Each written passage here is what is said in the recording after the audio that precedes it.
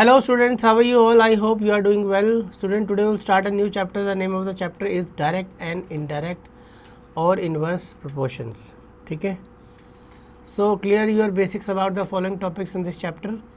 तो हम कौन कौन से टॉपिक्स कवर करेंगे बच्चों? Different type of variations, different variation and it's applications, indirect variations and it's applications. So first of all हम वॉर्म एक्टिविटी देखते हैं.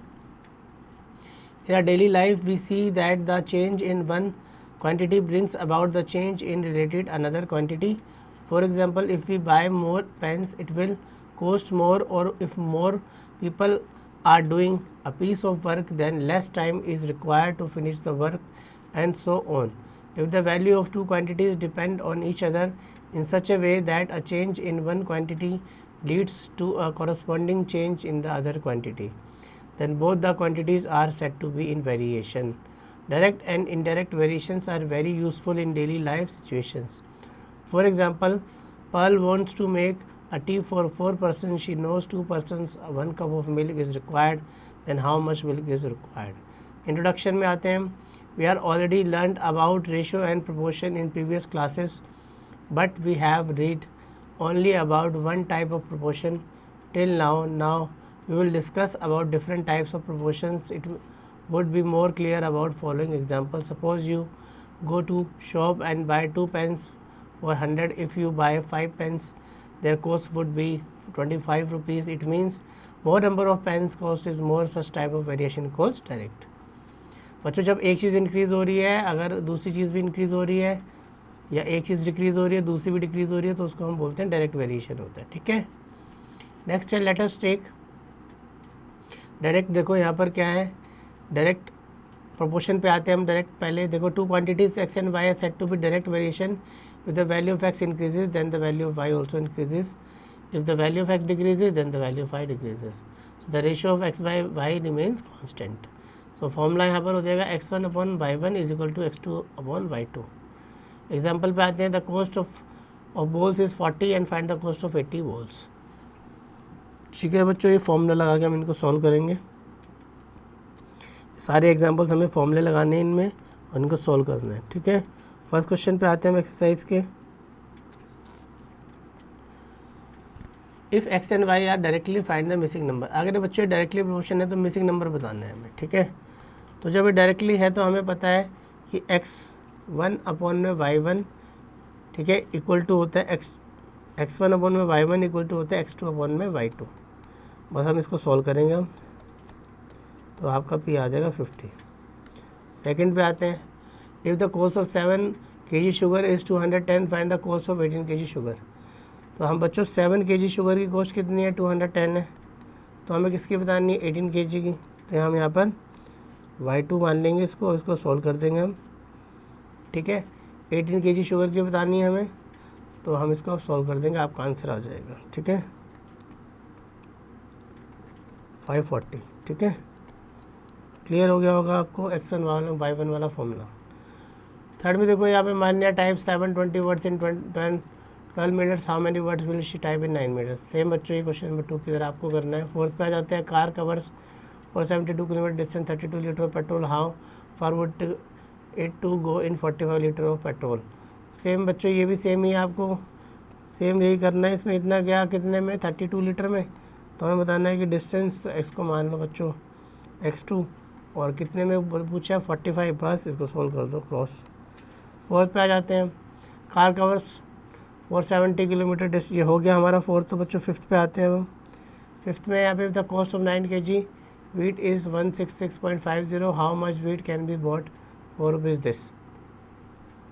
तो 9 kg की कॉस्ट बच्चों कितनी है आपकी?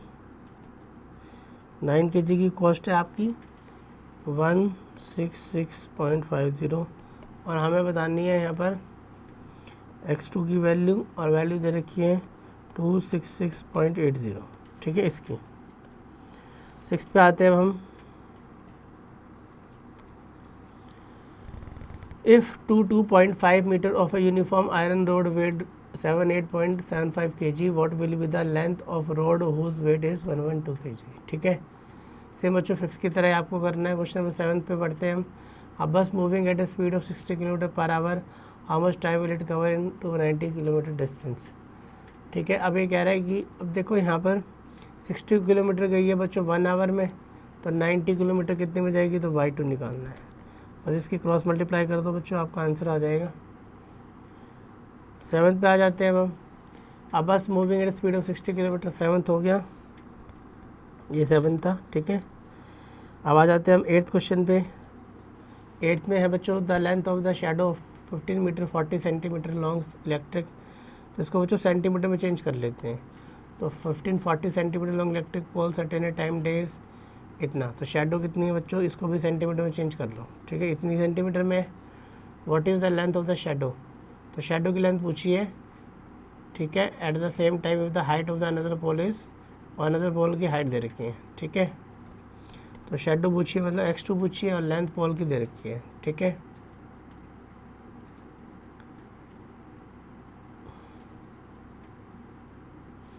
अच्छा, ये शेडो इसमें कह रहा है कि shadow of length of shadow of electric pole of इतना of electric pole at a certain time of the day is this, तो हमें ना ये वाली तो शेडो दे रखी थी, तो हमें शेडो निकालनी है, ठीक है। शेडो पूछी है यहाँ पर क्वेश्चन में कि शेडो क्या होगी, what is the length of shadow, हमें y2 निकालना है, ठीक है।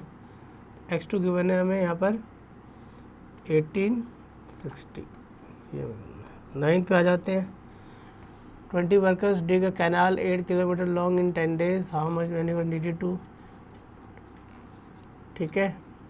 कह रहा है कि 8 किलोमीटर जो है लॉन्ग कैनाल है 10 days में, 20 वर्कर्स जो है 8 किलोमीटर लॉन्ग कैनाल 10 days में करते हैं। देखो 20 वर्कर्स 10 days में 8 किलोमीटर लॉन्ग कैनाल करते हैं, तो इनका वर्क हो गया।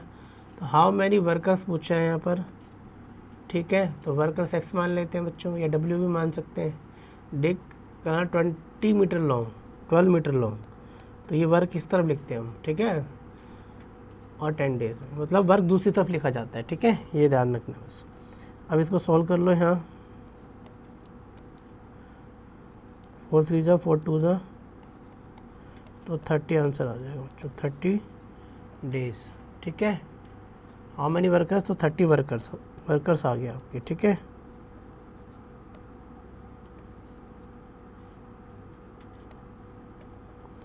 वर्कर्स। आगे चलते हैं हम, क्रिटिकल थिंकिंग क्वेश्चन है बच्चों आपको करना है। इन्वर्स प्रोपोर्शन पे चलते हैं, क्या है। सो बच्चों इन्वर्स प्रोपोर्शन क्या होता है कि when and one quantity decreases the other related quantity increases such a type of variation called inverse, और when a quantity increases the other related quantity decreases, ठीक है। जब एक बढ़ रही है दूसरी कम हो रही है, जब एक कम हो रही है दूसरी बढ़ रही है। इसका फॉर्मूला होता है x1 × y1 is equal to x2 × y2, direct हम मल्टीप्लाई कर देते हैं, ठीक है। बस हम सेम हम इनको क्वेश्चंस पे रखेंगे, हम करेंगे इन्वर्स प्रोपोर्शन के क्वेश्चंस को भी इसी तरह से जैसे कि हम डायरेक्ट के करें अभी हमने, ठीक है। ये एग्जांपल से इंपॉर्टेंट है, ये एग्जांपल्स आपको देख लेने हैं। देखो यहाँ पे फर्स्ट क्वेश्चन करते हैं 7.2 का, 18 हॉर्सेस बच्चों हैं और ग्रेज करते हैं 30 days, तो हाउ मैनी हॉर्सेस, x2 निकालना है, फिर 36 days, और ये हमें देखते हैं। तो इसको सॉल्व कर लेंगे तो 15 आ जाएगा बच्चों, ठीक है। सेकेंड देखो 20 men can dig A well in 12 days, how many man dig A same well in 18 days। Same question में 1 की तरह आपको करना है। थर्ड पे आते हैं, if 32 men रीव a field in 18 days, in how many days can 24 men रीव the same field. तो अगर 32 men 18 days बच्चों, क्वेश्चन नंबर 3 में भी हमें सेम ही दे रखा है, 32 men दे रखे हैं, 18 days दे रखे हैं, और यहाँ पर अब 24 men होगा, यहाँ पर हमें y2 निकालना है, उसको सॉल्व कर लेंगे आप। फोर्थ पे आ जाते हैं, the speed of A car 56 km/h, it covers a certain distance in 7 hours, how much should be speed of car cover distance of 5 hours, ठीक है। तो हमें स्पीड पूछी है, देखो 56 स्पीड में कितना कवर 7 hour चल रही है, तो बच्चों हमें हाउ मच स्पीड पूछा है, स्पीड कितनी होगी, और 5 hours में इसको सॉल्व कर लेंगे, ठीक है, स्पीड आ जाएगी। फोर्थ के बाद फिफ्थ पे आ जाते हैं हम, सम स्पीड्स आर टू बी, देखो स्पीड अगर बढ़ेगी यहाँ पर तो आपको क्या होगा, टाइम कम लगेगा, है ना, तो इसलिए यहाँ पर ये इन्वर्स था। फिफ्थ पे आते हैं, some sweets are to be packed in 30 boxes, such a box contain 24 sweets, how many box are required, 20 seats packed in each box. तो 30 बॉक्स हमें दिए जा रहे हैं और हर एक में 24 आएगी, तो हाउ मेनी बॉक्सेस पूछे हमें यहाँ पर, है ना, x2 हम ऐड कर लेते हैं इसको, और हर एक में 20 डालना है। ठीक है, अब इसको सॉल्व कर लेना, अब आपका आंसर आ जाएगा 36 आंसर आ जाएगा। ठीक है, 6 क्वेश्चन पे आ जाओ। Stock of food is enough for 120 shoulders for 50 days, so how would long stock last for 150 shoulders. देखो 6 क्वेश्चन,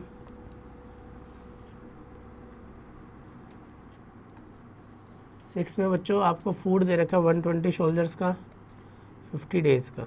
ठीक है, तो how would long the same stock last for 150 shoulders. 150 shoulders के लिए पूछ रहा है y2 कितना होगा। अब इसको सॉल्व कर लेंगे तो 40 आंसर आ जाएगा। ठीक है, 7th पे आ जाते हैं। A stock of food is enough for 320 victims of earthquake for 88 days.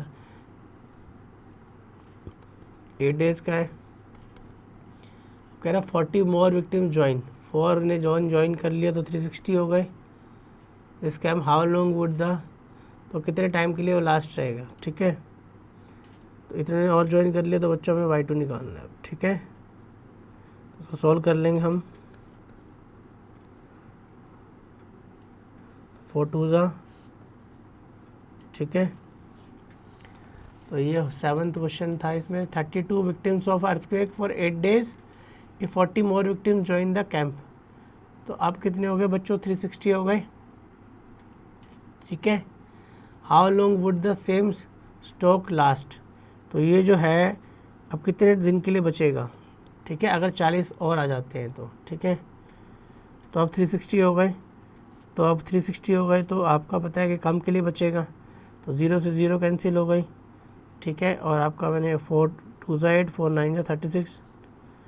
ठीक है, अब इसको 4 करेंगे तो आपका